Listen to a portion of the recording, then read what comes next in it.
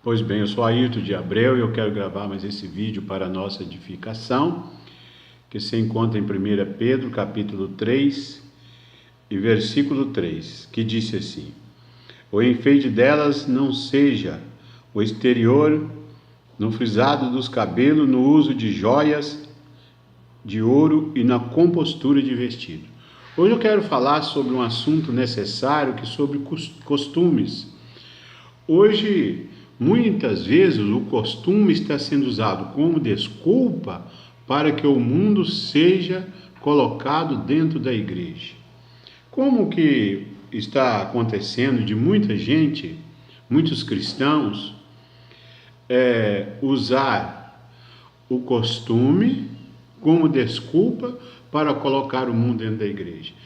As pessoas dizendo: olha, tem coisa que é costume e não é doutrina. Agora, vamos para a Bíblia. Tem coisas que é só costume e não é doutrina. E tem coisas que é costume e é doutrina. Eu vou dizer citar um exemplo aqui, por exemplo, usar chapéu. Isso é um costume, que é só costume e não é doutrina. Porque a Bíblia não proíbe usar chapéu e nem condena quem usa e nem quem não usa. Então, isso é um costume neutro. Agora, existe o costume que é costume e é doutrina. O versículo que eu li aqui, em 1 Pedro, capítulo 3, versículo 3, costume é aquele ato em que a pessoa costuma fazer continuamente. Qualquer coisa que a pessoa faz constante é costume. Não é o fato que é costume. O que faz ser costume é aquilo que a pessoa tem por hábito de fazer sempre, seja bom ou mal. Aqui diz: o enfeite dela não seja o exterior, no exterior, no frisado de cabelo, no uso de joias, de ouro e na compostura de vestido. Quer dizer, uso de joias, tem gente falando que isso aí é costume.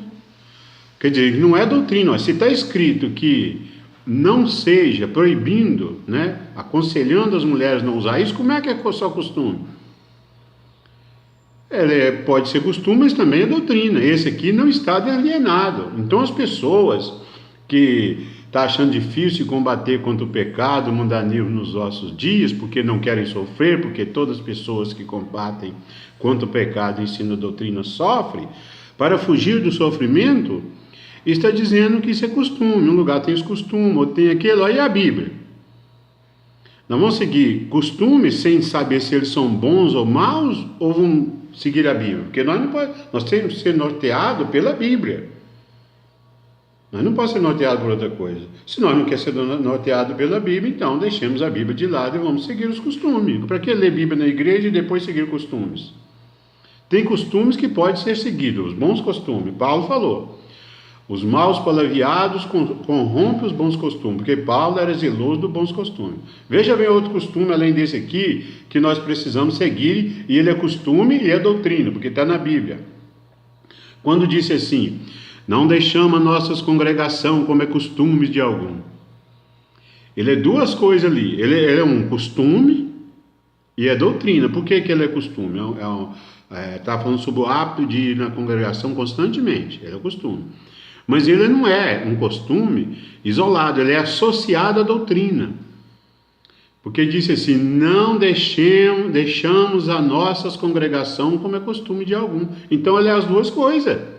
E com esse negócio, aproveitando tanto do desejo das pessoas de não ser desagarrado do mundo e outros fatores, as pessoas estão usando o argumento que não tem nenhuma base bíblica, porque os crentes aceitam isso por duas causas, o argumento de que isso é costume. Uma é por não ter conhecimento bíblico, o outro porque outros têm conhecimento bíblico, não é liberto do mundo e nem quer ser, porque tem vontade de viver praticando as coisas mundanas. Tem uns que têm conhecimento, e muito conhecimento, mas não quer ser liberto do mundo, porque tem vontade de servir a dois senhores. Então, quando a Bíblia diz assim: não deixamos a nossa congregação como é costume de alguns, ele é costume e é doutrina. Quem tirar esse costume da igreja está tirando a doutrina. Quem tirar do capítulo 3 de 1 Pedro, versículo 3, sobre joias, compostura de vestido, excesso, está tirando costume, mas também a doutrina. Então hoje estão destruindo a doutrina, alegando que está abolindo só o costume. E tem muita gente aceitando. E a Bíblia diz assim: se um cego guiar o outro, cai os dois no buraco. E no Velho Testamento, também, a Bíblia dizia: não andei nos costumes da gente. Né? Que às vezes o costume da gente era contrário às Escrituras Sagradas. Então tem muita gente caindo nessa armadilha, feito por muitas pessoas, feito por alguns líderes, tanto membros como do líder de igreja, que sabe que combater contra o pecado faz sofrer, então está tirando o corpo fora. É uma centrifuga, né? Está refugiando aí. Não, se eu for falar contra o pecado, hoje está muito difícil e tal, e eu vou sofrer, eu vou ser reprovado. Não vou dizer que não é, porque Jesus falou: o mundo me odeia porque eu testifico que as suas obras eram más. Realmente é aprovado. Mas ser aprovado por pessoas que não têm compromisso com Deus e a gente querer ser, é vaidade. Então está errado. Agora, não é só aqui no Velho Testamento, em vários lugares fala para não andar nos costumes da gente, 1 Pedro capítulo 3, verso 3.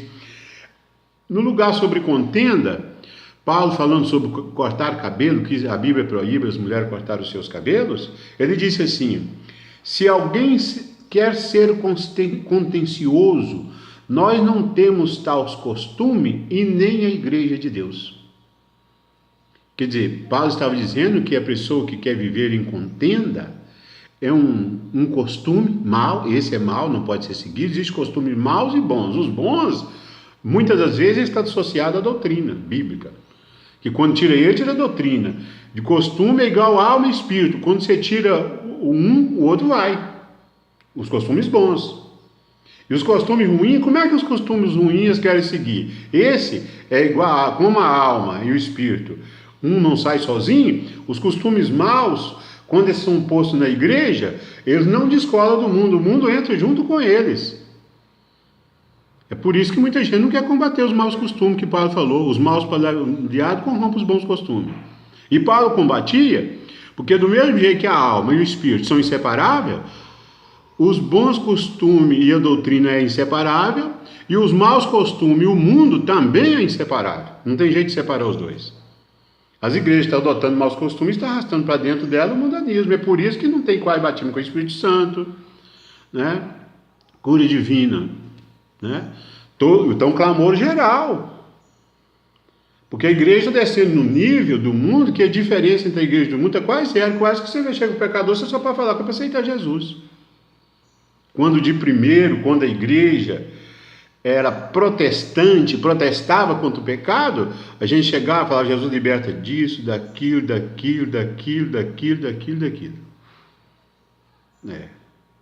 E aí a gente era o argumento, né? Quando a pessoa justificava: porque você é crente, eu já sou crente, não, mas não pode fazer isso, não pode fazer aquilo, lá vai diminuindo. Não, basta aceitar Jesus.